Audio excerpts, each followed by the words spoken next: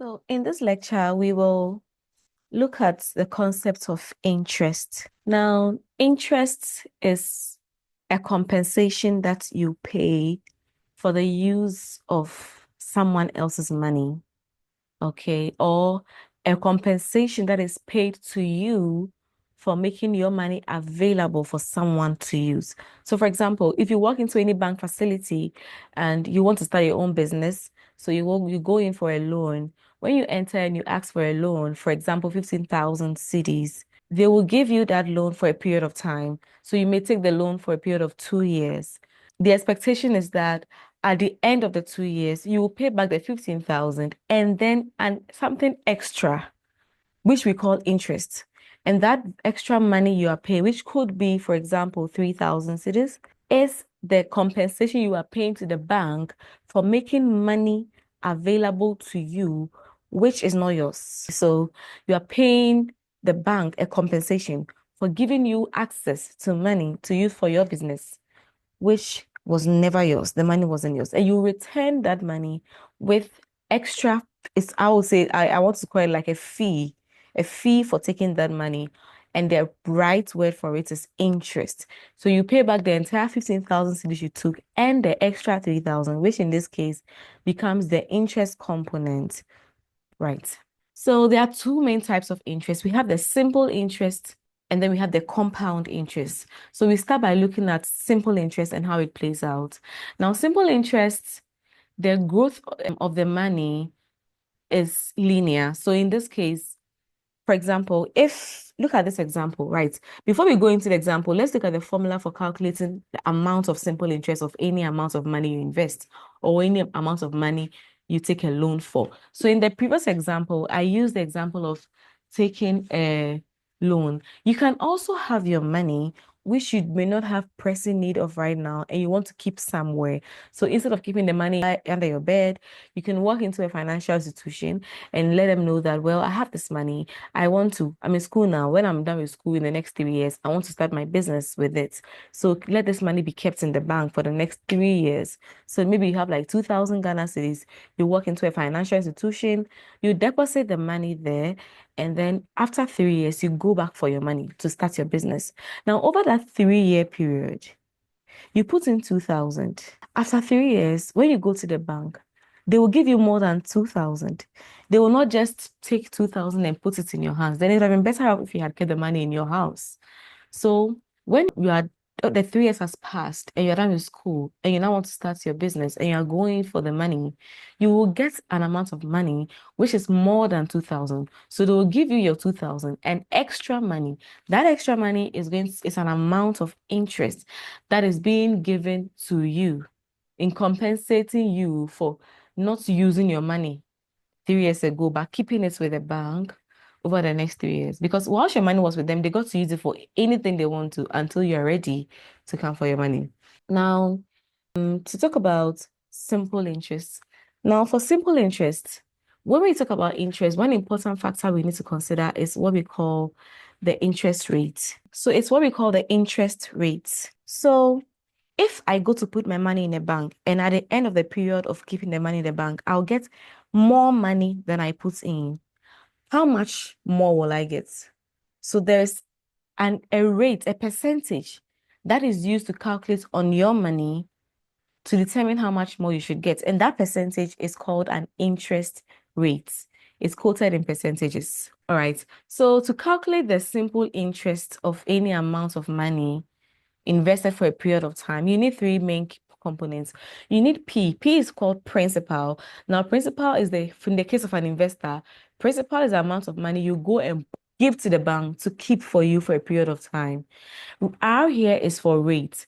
Rate is the interest, that percentage that is going to be used to calculate how much extra money should be given to you or what your interest should be. Now, T here is time. The time here is determining for how long your money will be in the investment. All right. And then everything over 100. So this is the complete formula you use to calculate the amount of interest that you will earn over the 3-year period that your money will be with the bank.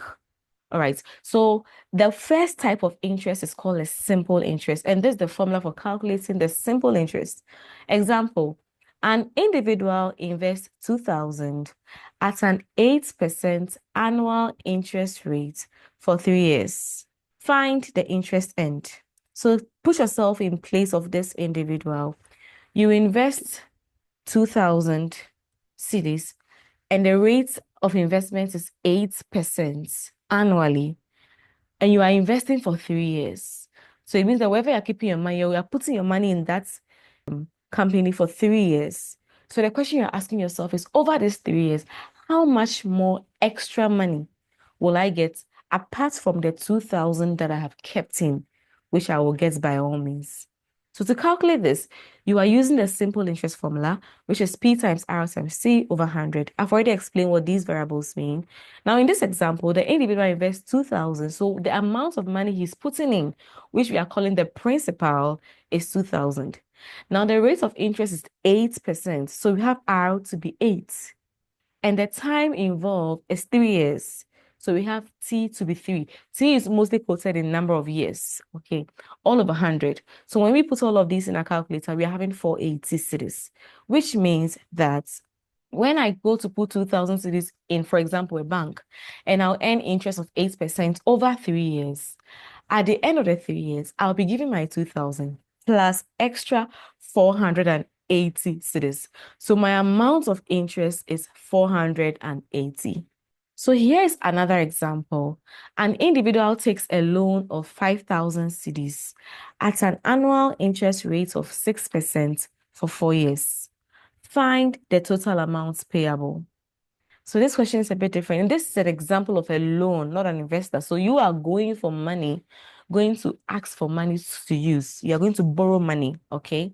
So an individual takes a loan of 5,000. The interest rate is what? 6%. And you want to keep that loan amount for 4 years. The question is, at the end of the 4 years, how much money am I paying to the bank in total? Not just how much interest, but in total, how much money will I give back? They gave me 5,000. In total, at the end of 4 years, how much am I giving back to the bank? So you first of all have to know how much interest I'll be paying over the 4 years on this money. Because once you know the interest, you can add the interest to the original amount you borrowed. And then together, you know how much you are giving to the bank in total. So the formula for calculating interest, simple interest, is P times R times T over 100. The principal is 5,000 times the interest is 6%. So we have 6 times 4 years, all over 100. Now, you remember that this is 6%. It's supposed to be 6 over 100. That's why we divided by 100 here. So this is just 4 years, 5,000, 6 over 100. When we calculate this, we are getting 1,200. So at the end of the 4 years, the extra money you are paying to the bank, which is like a fee you are paying to them for using the money they gave you or for accessing their loan, is 1,200. So to know in total, at the end of the 4 years, how much will I present to the bank in total? It will be how much they gave you, which is the 5,000, plus the fee you are paying, which is your interest, okay, of 1,200. So you add 5,000 to 1,200, and in total you have 6,200. So if you take money from the bank, a loan of 5,000 to use over a period of 4 years at interest rates of 6%, at the end of the 4 years, you have to return 6,200 to the bank. So you're returning more. But hopefully, if you use the money for business, you would have earned so much profit that you can easily pay back the 5,000 plus the extra 1,000 to the bank for accessing the loan. So this is it with simple interest. Very simple, some formulas, straight to the point. Now let's move to compound interest. Now for compound interest, what happens is that, so before I come to compound interest, for simple interest, okay, the concept here is that the amount of interest each year is the same, okay? So each year, in this example, for instance, 6% of 5,000, 6% of 5,000 is 300 cedis. So in the case of simple interest, there are 4 years involved here. In this example we looked at, there are 4 years involved here. So from 0 to 1 is year 1, 1 to 2 is year 2, 2 to 3 is year 3, and then 3 to 4 is year 4. So over the first year, the interest is 6%. It's an annual interest rate. So this is 6% is calculated every year for the whole 4-year period. All right. So for the first year, interest to be paid is 6% of 5,000, which is equal to 300 cedis. So if I label the top as interest, the first year you pay interest of 300. For second year, you pay the same interest, 6% of the original amount, 5,000, which is 300. Same for the third year, same for the fourth year. Now, when you add plus 300, you are getting 1,002, which is what we have here. So this is what you would have done individually, but this is a formula that gives you the straightforward answer.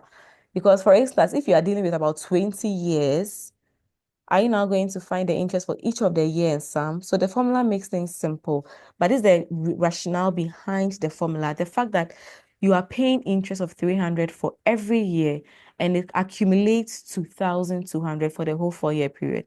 That's how come this individual will pay the amounts he took as loan plus extra 1,002 because he's accounting for the 300 interest he's supposed to pay every year for the 4 years, which sum to 1,200. So this is the concept or the rationale behind simple interest. The same amount of interest is paid every year as long as the money, the loan is for as long as the contract remains. The same amount of interest is paid every year. Now let's look at compound interest. Now with the compound interest, the concept is very different. So with compound interest, what happens is that if, for example, I take a loan for 3 years, 0, 1, 2, 3.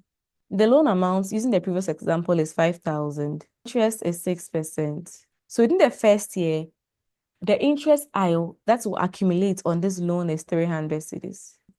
Now, within the second year, I'm going to calculate 6% of not the original amount alone, but the original amount plus the interest that has accumulated so far. So you add the interest that has been accumulated so far to the 5,000 to give you 5,300. And then you find the 6% of it. So in this case, we have 0.06 times 5,300. So the interest for the second year is not 300, but this is giving us 318. It is 318. What about the third year?